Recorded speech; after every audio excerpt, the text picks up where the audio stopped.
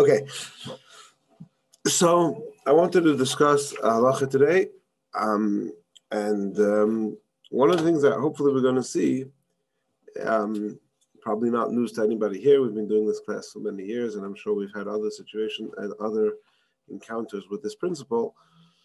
Sometimes you see the halacha, you read it in whichever book you're reading it, and then once you delve a little bit deeper and go into the source for the halacha, suddenly a whole new meaning and clarity comes to light. Yes. I heard a story last night about Rashi and Rabeinu Tam was on his lap, and the Rabeinu Tam took off his tefilin to know there's going to be a machlokes. Interesting. Okay. Actually, today's class isn't really connected to the machlokes between Rashi and Rabeinu Tam. Well, it's connected, but we'll see. We've actually discussed the machlokes Rashi and Rabeinu Tam, and we did a few classes on that a few months ago, and they are all on the podcast and on YouTube and available to review. But there is I think I'll call it a myth out there, that there may be a difference between Rashi and Rabeinu Tam in the placement of the tefillin. And I'll show you where the myth comes from, and then hopefully we'll be able to debunk it as well. Okay, so in Shulchan Aruch in chapter 27, in the Alter Rebbe Shulchan Aruch, it's in Sif 18, Sif Yud Ches. It says as follows. One must position the cube, the ketzitza, right, the box of the tefillin, at the midpoint of the width of the head, i.e. aligned with the space in between the eyes. For this reason, it is desirable that the knot of the head tefillin be positioned high on the neck. A little bit ambiguous as parentheses, but I think what that means is that if you make the knot and the tefillin sort of opposite each other, like, yes. And then it's easy to feel that your knot is exactly in the middle, because you could feel where the middle of your neck is. So then you could assume that the head tefillin is aligned. I think that's what that parentheses mean. Basically, the Torah says to place the tefillin in between your eyes. Obviously, we know we don't put the tefillin on our nose in between our eyes. We put it on our head. It should be aligned with the space in between the eyes, which means, he says, it's in the midpoint of the width of the head. So if for some reason somebody's eyes are misaligned or something like that, I don't think it means that we're measuring from pupil to pupil like you do when you get an eye exam and they tell you your PD. If you have ordered glasses online, you have to put in your it means the middle of the width of the head. This is what it says in Shulchan Aruch. There's nothing new here from the Alter Rebbe. Now, in his Piskei HaSiddur, Piskei HaSiddur is the Alter Rebbe Siddur, in which he writes relevant halachas. The Alter Rebbe emphasizes. One second, I'm not sure. Yeah, I am. Can you guys see the screen? I should share it, but I'm not sharing the screen on the Zoom, which would mean it's not going to come on the recording. Sorry about that. There we go. Right? So here's the halacha del Torah. Now here in the footnote, they write as follows. In his Piskei HaSiddur, the Alter Rebbe emphasizes that it has to be at the midpoint, at the exact midpoint of the width of the head. Mishnah Berurah 27:36 adds that according to many authorities, if the head tefillin is not situated exactly at the midpoint of the mitzvah, has not been fulfilled. Right? So we'll see soon the lashon of the Alter Rebbe this either. And he brings it Mishnah Berurah, because the Mishnah Berurah doesn't. In other words, like this: when it says in Shulchan Aruch that the tefillin have to be aligned with the space between your eyes, how exact does it have to be? Does it have to be exactly to the millimeter in the middle? What if it's a little bit off? You could read it either way. It has to be aligned with that space, or it has to be exactly the millimeter. The Mishnah Berurah doesn't really get into that much detail. He just says, I think he says, if I recall correctly, I don't have it in front of me.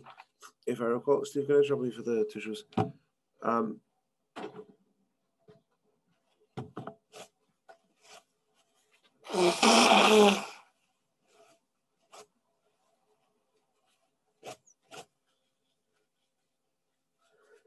I recall correctly, the Mishnah Berurah says you have to be very careful about it, implying perhaps that you have to really pay attention, right? Because if you were just putting it in the general area of a line between your eyes, then why would you have to be so careful about it, right? So the Mishnah Berurah's lashon does imply that it means exact, but he's not so explicit about it. But the Alter Rebbe in the Siddur says that it has to be exact, exactly the midpoint between your eyes. Now, how crazy do you have to go?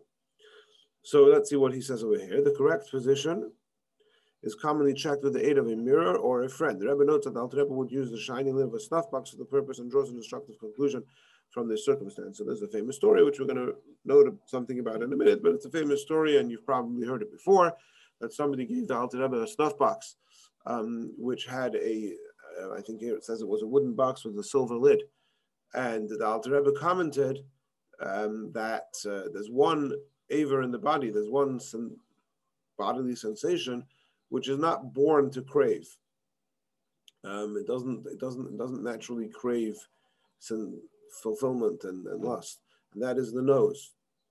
And even the nose you want to sort of indoctrinate into pleasure seeking. And so the Alter Rebbe took the lid of the snuff box, which was there for indulgence, and transformed it by removing the lid and using it as a mirror for his tefillin. Now, using a mirror, even though to us it may seem like the most mundane activity, there's actually machlokes whether or not it's permissible for a man to use a mirror. Is using a mirror a violation of the Yilbosh Geva Simnus Isha for a man to do a feminine behavior? I think nowadays it would be very difficult to make a halachic argument that it's strictly forbidden for men to use a mirror, because I think the vast majority of men do. So that sort of changes the reality. However, amongst many great tzaddikim and chassidish rabbis, there was a very strong aversion to using a mirror. And using a mirror for checking your tefillin was almost like taking a pig into the Beis HaMikdash. That was revolting. So obviously that was not the Alter Rebbe's approach, and I think it's very much sort of fitting with the Chabad approach of Dira B'Tachtonim, of using every mundane thing for holiness. But yet, by other Chassidim, they're very strict about not using a mirror for the tefillin. And I have had the experience where I was in a certain shul, and I would pull out my tefillin to check my mirror to check my tefillin, and I was trying to be discreet about it, but somebody noticed, and he came running over to me. No mirrors in this shul. Now, what about the tefillin? Hold on. So there's a very famous tshuva from the Divrei Chaim, the Tzanzer Rov. But the Tzanzer Rov, he is of the opinion that, and I have to confess that I have not, at least recently, not in preparation of this class, did not have a chance to look up the tshuva inside. So I don't remember the exact, I don't remember the details. But the Tzanzer Rov is of the opinion that the tefillin do not have to be exactly aligned with the middle. They have to be in that area. It doesn't have to be exactly aligned. And if tefillin don't have to be exactly aligned, then there's no need to use a mirror. You just, the tefillin are here, that's fine. Of course, those who are, this does have propensity for OCD, right? How exact could it be, down to the millimeter, down to the second? And in the letter, which they're kind of vaguely referencing over here, the Rebbe says you ask somebody, are my tefillin straight? And if he tells you his tefillin straight, then he's a kosher Jew. We assume he checks, and they're straight. And then that's it. You rely on that. Now, of course, if your tefillin are not straight for the whole duration of wearing them, it doesn't matter. As long as they were straight, as long as they were, when we say straight, as long as they were in the middle for an instant, then for that instant you fulfill the mitzvah of tefillin. Of course, the preference is that you wear the tefillin properly for the duration of davening, and therefore it's appropriate before you say the Shema, before you say the Amidah, but you straighten yourself up. Straighten your tefillin and make sure, they could slip around depending on the length of your hair, how tight they are, the size, all the different, the texture, how worn out the straps are, whatever the various different variables. So you want to make so they can move around. You want to make sure as much as possible they're straight. I have also seen some people, and I try to do this myself. I don't know if I try to, or it's just a habit, that before I take off my tefillin, I'll move them sideways a little bit like this, even if I got them wrong while I'm moving them right and left, they're going to pass through the center stage, and they'll be in the right spot for a moment. So just to recap, you wanted to ask something, Dan? What do they do in the shuls where you don't have mirrors? So I think that in the shuls where you don't have mirrors, for the most of the people in those shuls don't follow the opinion that they don't have to be exactly straight. So they just get an approximation and figure this close enough. Yeah, and that they hold that it doesn't have to be exactly in the middle. Okay, so just to summarize, so far what we've seen is the Alter Rebbe says that the tefillin have to be in between the width of the head, and the reason is connected bein ha'einayim. The Torah says that the pasuk says that the tefillin have to be in between your eyes, so that's the reason. Now, in the new Shulchan Aruch, in the new Alter Rebbe Shulchan Aruch, so in the footnote over here, it says that in the Siddur, the Alter Rebbe adds another reason. So here, so far, the reason why they have to be in the middle is to fulfill the verse that it should be between your eyes. He says in the Siddur, the Alter Rebbe adds another reason, and because of that reason, he says it has to be exactly in between your eyes. So the way the compiler or the editor of this print is understanding it is that there's two reasons why the tefillin have to be in between your eyes. One is, like we just said, the pasuk says in between your eyes. One is another reason, which we'll see. And because of that other reason, it has to be exactly in between your eyes. If it was just because the pasuk says bein ha'einayim, again, this is the way Rabbi Levin is understanding this. Yeah, if it would just say bein ha'einayim, so then as long as it's approximately in that spot, it's okay.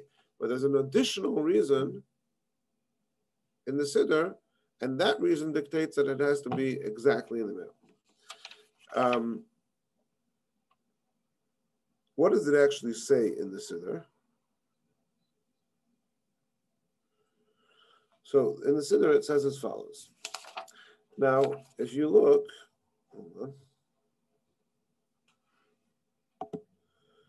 look at this picture over here, the tefillin of Rashi, right? Ignore the one on the right, the Rabeinu Tam. Let's just look at the Rashi for now. This is the four parshas of tefillin. Exodus 13:1, Exodus 13:11. That's known as Kadesh Avoy Kriyacha. And then we go into Deuteronomy 6, Deuteronomy 11. Again, this is in the order that they are written in the Torah, in sort of 1, 2, 3, 4. Now, the Gemara says in Menachos that when you put the passages into the tefillin, and this is the Gemara, which is the different way, the two ways of reading this Gemara are what bring to the machlokas between Rashi Rabeinu Tam. But the words of the Gemara are that Kadesh v'hoya k'viyacha miyamin, you put Kadesh and v'hoya k'viyacha on the right, Shema v'hoya m'shemaya on the left, and you put Shema v'hoya m'shemaya on the left side. And then the Alter Rebbe says the following words. So he quotes this Gemara. Then he says, "Of tefillin the Rashi, on Rashi tefillin, Shaparsh is considered where the paragraphs, the passages of the Torah are placed in their order, in the order of 1, 2, 3, 4. There is only a how do you say, a tiny moment in space, a tiny fraction, a tiny space in between the second and the third, namely the width of this groove in between the second and the third paragraph. Right? The Gemara says you put paragraphs 1 and 2 on the right, paragraphs 3 and 4 on the left. The difference between the right and the left is this tiny little groove in between. And therefore you have to be very careful that it should be Bereicha V'Reish Mamish, because if you're off by more than the width of this groove, then you will no longer be fulfilling this Gemara of 2 on the right and 2 on the left. Now, again, as you see, Rabbi Levin or whoever, the compilers of this version of the Shulchan Aruch and many others over the years, I heard this in Yeshiva, this was always sort of a discussion, that there's two reasons here. The Shulchan Aruch says the reason that it has to be in between your eyes, and according to that reason, perhaps it doesn't need to be exact, but then there's another reason, that we need to have Kaddish v'hoyu kavyacha on the right hand side and Shema on the left side. And in order to do that, there's only that fraction of a millimeter in between them. Now, if you understand it this way, you may come away with the idea, as many have, that therefore only Rashi's tefillin have to be exactly in the middle. Rabeinu Tam's tefillin don't, because the Alter Rebbe says of its tefillin the Rashi. First of all, if you just read Alter Rebbe and tefillin the Rashi, there's only a fraction of a millimeter, so it would imply that only the Rashi tefillin have to be exactly in the middle. If you want to delve in a little bit deeper, and over my years in yeshiva, I heard people say this, that the point is that you need to have v'hoyu kavyacha on the right and Shema on the left. Now, if you look, so those are paragraphs 2 and 3. According to Rashi, there's only a fraction of a millimeter in between paragraphs 2 and 3. According to Rabeinu Tam, if you look over here, there is this whole space, which that's already, even on small tefillin, it's going to be I don't know, half a centimeter or so. Yeah, there's some space because you have 2 over here and you have 3 over there, and there's a whole width of paragraph 4 in between them, right? So people have said that Rabeinu Tam's tefillin don't have to be exactly in the middle, but they can't be at all too. I'm trying to place this now in my head. If you have 1, 2, 4, 3, right? So they can be a little bit off to the left, but they can't be off to the right. Because it would be off to the right, you wouldn't have 2 and 4 and 3 on either side of your head. But if it was misaligned toward the left a little bit, then it would be okay. That's what people said. Okay, I want to delve a little bit deeper. I'm going into the source material over here, and we'll see that actually that's completely misunderstanding the point over here. And in fact, this Gemara, which says that when you place the passages into the tefillin, is not talking about the placement of the tefillin on your head. That's not the discussion in the Gemara. So it would be strange that, there's another reason why the tefillin have to be in the middle, because the Gemara, in describing the inserting of the passages, says put 1, 2, 3, 4. Like that's not the subject at hand. And we'll see that, and so why would I assume that a Gemara that's not even talking about the placement of the tefillin would be inventing a new reason why the tefillin have to be in the middle? It seems strange. What would make more sense to suggest is, which is what I am going to suggest, is that this Gemara is teaching me, not that this is the point of the Gemara, but if you read the Gemara carefully, you will see that according to Rashi, it is clear from this Gemara that when the Torah says Bein Ha'inayim, the very same reason that the Shulchan Aruch was talking about, that when the Torah says you have to put the tefillin in between your eyes, it doesn't mean approximately, it means exactly. It means what? Exactly, and precisely in between your eyes. And there's no reason at all to assume that Rabeinu Tam would hold any different, because there is no other reason. It's called a Gili Milsa. It's just telling me, it's just a further proof, basically, that when the Torah says that, the same reason that the Shulchan Aruch is talking about, that the Torah says put it in between your eyes, that those words have to be understood to be precisely in between your eyes. Okay, let's see the Gemara. The Gemara says like this. You know what? I'll put the text on the screen for those here or on the video who might want to see it. Okay, I'm actually going to just read the Gemara as the Rosh quotes it. Tana Rabbanan. Ketzat Soidon. What is the order of the passages in the tefillin? Kadesh v'hoya kaviyacham yamin. The paragraphs 1 and 2 on the right. Shema v'hoya shema mismoil. And the paragraphs 3 and 4 go on the left. The Gemara Vatanya Ibcha, we had another brisa which said the other way around, that Kaddish v'Yach go on the left and Shema v'Hayim Shema go on the right. It all depends what your perspective is. As far as I'm concerned, this is right and this is left, but as far as all of you are concerned, this is right and this is left. So that's okay. Pirush Rashi,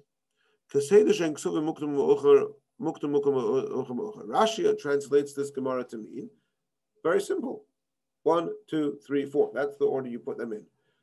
1 and in other words, 1 and 2 on the right, 3 and 4 on the left. Simple. Okay.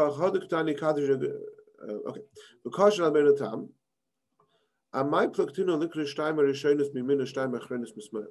Rabeinu Tam says this is a strange way of talking, to say put 1 and 2 on the right, put 3 and 4 on the left.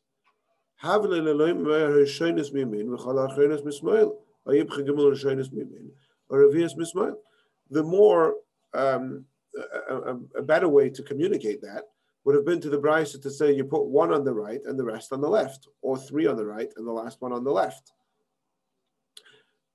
Saying that you put 2 on the right and 2 on the left is confusing to Rabeinu Tam.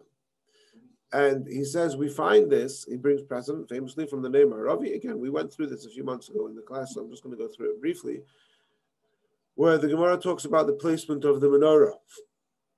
And this is the opinion that the menorah, you can barely see it over here, but that's the menorah.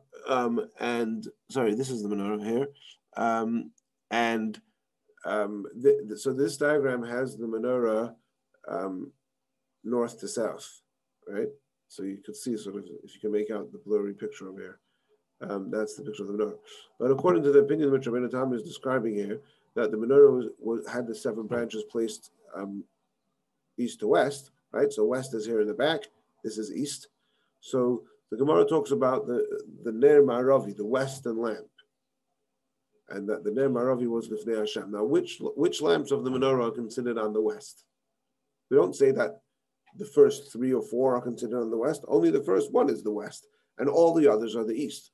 So the point that Rabeinu Tam is trying to make, let's not get too distracted by the specifics of the menorah. The point is that the way the Gemara speaks is when you want to differentiate between right and left or east and west, we say 1 and the rest. That's the Gemara's way of talking. And so if the Gemara, according to, says Rabeinu Tam, if the Gemara wanted to tell me to do 1, 2, 3, 4, what it should have told me is put in the first 1 on the right and all the rest on the left. Or put in the first 3 on the right and the last 1 on the left. Not 2 on the right and 2 on the left. 2 on the right and 2 on the left is confusing. Says Rabeinu Tam. Therefore, I'm going to tell you. I'm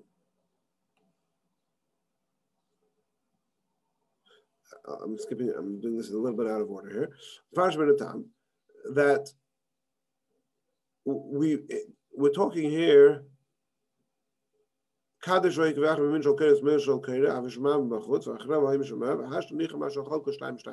When Tom says we're talking here about how you place them into the tefillin, 1, 2 starting from the right and 3, 4 starting from the left, and that's why the Gemara splits it into 2 and 2, and hence Rabeinu Tam comes out with his conclusion that it's 1, 2 over here, and then 3, 4 starts from the other side. So I started from the right by placing in parchments 1 and 2, and then I move to the other side and I start from the left by the placement of 3 and 4. Right? That's how Rabeinu Tam comes up with this formulation, which we would just see as 1, 2, 4, 3, because 2 from the right, starting from the right, 1, 2, and 2 starting from the other extreme from the left, 3, 4. Okay, so far so good. Says the Rosh, and this is the line I skipped. Yesh litchis. Lefisha tefilin monochim be'emtza harosh. So the Rashi is coming to answer Rashi from Rabeinu Tam's attack. When Tam attacks, questions Rashi, that how could you explain this Gemara to mean 1, 2, 3, 4? Why would the Gemara say 2 and 2? It should have said 1 and 3. Says the Rashi, no, very simple. Rabeinu Tam understands that we're talking here about the tefillin, and the right means the right-hand side of the tefillin, and the left means the left side of the tefillin. And so he's disturbed. Why do we split it 2 and 2? And therefore he comes up with this thing that it's 1, 2 placement on this side, turn around, U-turn, 3, 4 from that side. Rashi says no. Because the tefillin are in the middle of your head. Right doesn't mean the right of the tefillin. Right means the right of the person. That the two on the right and 2 on the left means that there are 2 on the right hand side, on the right half of my body, and 2 on the left means that there are 2 parashiyos on the left of my body.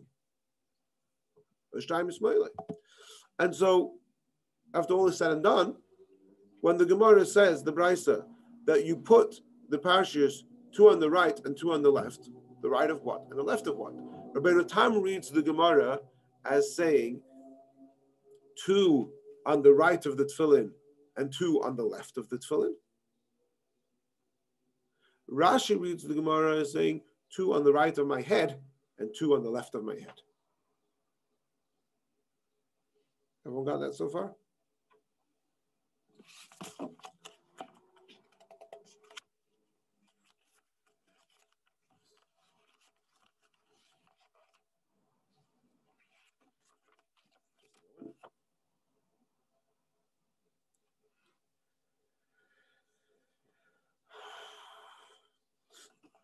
Now, as I mentioned before, Rashi Rabeinu Tam or this Gemara are not talking about where to put the tefillin. They're talking about how to insert the 4 pieces of parchment into the tefillin.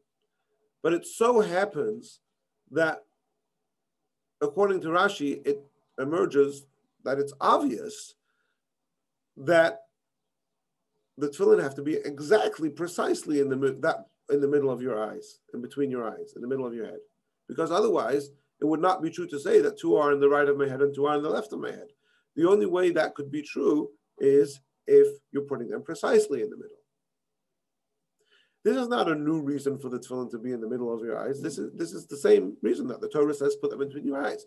It's just been demonstrated that Rashi reads that precisely. And there's no reason to assume that Rabeinu Tam would hold any different. Rabeinu Tam is just saying that this Gemara is not talking about it. But if I know that the Torah says put it in between your eyes, and Rashi says it means precisely, and Rabeinu Tam doesn't say anything, why would I assume that Rabeinu Tam is different than Rashi? Of course, Rabeinu Tam agrees that it means precisely. Why does the Alter Rebbe say that according to Rashi they have to be in the middle? He doesn't say that according to Rashi it has to be in the middle. All he's saying is that my proof is only from the way Rashi reads the Gemara. Let's look again at the words of the Alter Rebbe in the Siddur. You have to be careful that they should be precisely in the middle of your head. Because the Gemara says that you have to have Kaddish V'Hayim Kiviyach on the right and Shema V'Hayim Shema on the left. And in the tefillin, in the tefillin of Rashi, where the parashiyos are considered, the difference is only a fraction. And how does Rashi understand the Gemara? The right and the left of the head, and the difference is only a fraction. So it must be exactly, precisely in the middle, right? By just reading the Alter Rebbe, you can misunderstand this. But once you read in the sources and you see the context of the Gemara and the way Rashi translates the Gemara and Rabeinu Tam translates the Gemara, it becomes obvious, plainly obvious, that there's no difference in that 2 things. There's no difference between Rashi and Rabeinu Tam, and that the reason I'm putting it precisely in the middle is not so that Kaddish should be on one side of my nose and Shema on the other side of my nose, and therefore according to Rabeinu Tam you could say, oh, you have a bit of lirum. No, that's not the reason I'm putting it. The reason I'm putting it is because the Torah says to put it in between your eyes. According to Rashi, that the difference is according to Rashi, where the difference is only a mashul, and he says that the Gemara means the right of your head and the left of your head, it must mean that Rashi understood it to be precisely. And again, there's no reason to assume Rabeinu Tam is different. Hold on.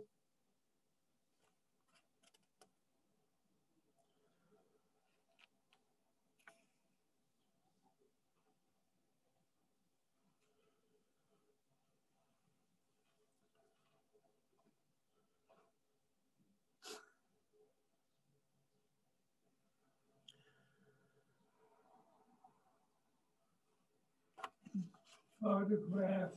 One second.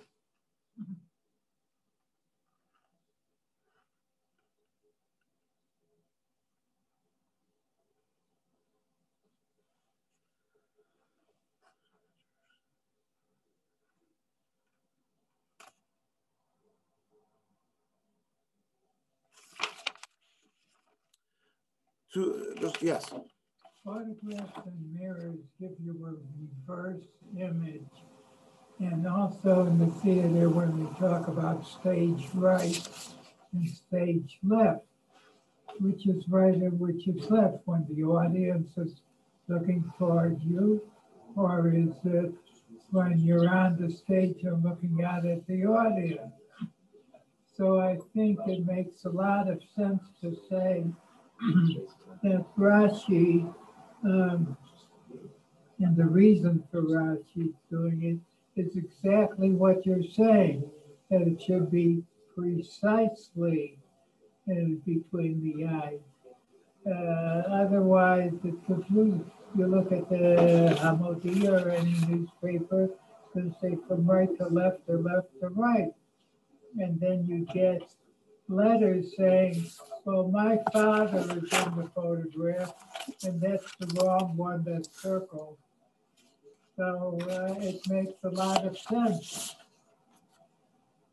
Yes. I'm glad that your newspaper of choice is the Hamodia. Okay. One more thing I'll point out also is that even if you would somehow argue that Rabeinu Tam does disagree, and he doesn't hold that it has to be in the middle, that would be irrelevant to us, because when we put on Rabeinu Tam's tefillin, we're not saying that we're putting on tefillin now according to Rabeinu Tam, right? We don't say that you could put them on after sunset because Rabeinu Tam has a later, right? From all familiar people, Rabeinu Tam's man, Rabeinu Tam has a later opinion about what's considered night. Right? They don't say, oh, you can put them on in the first period of the night because according to Rabeinu Tam, it's still daytime, right? We're just saying that we're putting on Rabeinu Tam's tefillin, we're doing tefillin according to the opinion that the order of the parashas is 1, 2, 4, 3 and not 1, 2, 3, 4. But we're not doing this according to everything Rabeinu Tam has to say. And therefore, even if you would make the argument that for some reason Rabeinu Tam holds that the tefillin don't need to be precise, but we would still pass on like Rashi, like this, that does need to be precise. So even while you're putting on Rabeinu Tam's tefillin. I'll point out another two very interesting things, and we'll finish here. Number one is the Ktseis HaShulchan. Ktseis HaShulchan, we've mentioned him before, Reb Chaim Noah, very prominent Chabad Pesach, and he wrote, in fact, a friend of mine was recently arguing with me that we do the Kitzur Shulchan Aruch class on Monday night.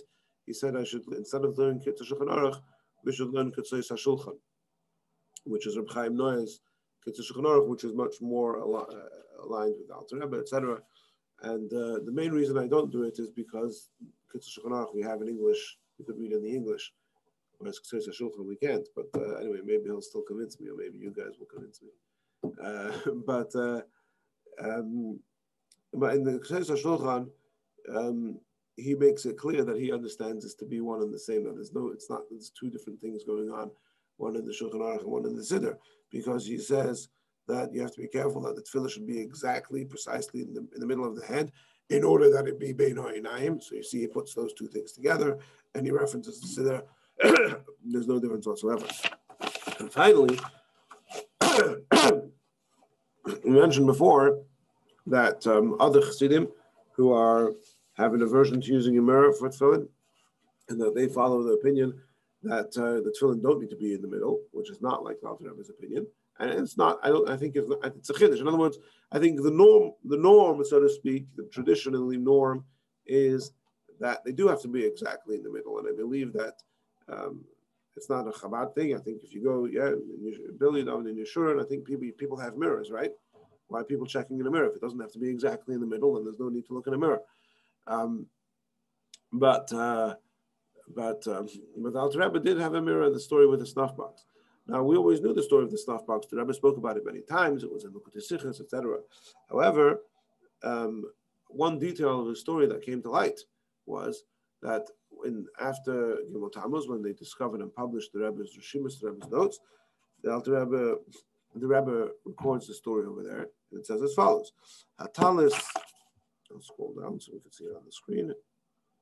Hatalis v'atfilin ha'u b'yadish al admur hazokein. It's part of the when the Alter Rebbe was in jail, I think, and it says, and he started putting on his Rabeinu Tam's tefillin, and when he put on the head tefillin of Rabeinu Tam's, he looked hibitin adekel from Azil ben Pushka. He looked at the cover of a silver box to see if the head tefillin are in precise position. And he turned his head both ways to look properly. So the detail here that's added that I don't think we were aware of before was that the Alter Rebbe used the mirror for his Rabeinu Tam's tefillin as well. So again, we see from the Alter Rebbe's personal conduct that he was careful with his Rabeinu Tam tefillin to make sure that they were precisely in the middle as well. And we should all wear Rabeinu Tam tefillin, and we should all make sure that they're precisely in the middle. And Hashem should have nachas from everything we do. Any questions? All right.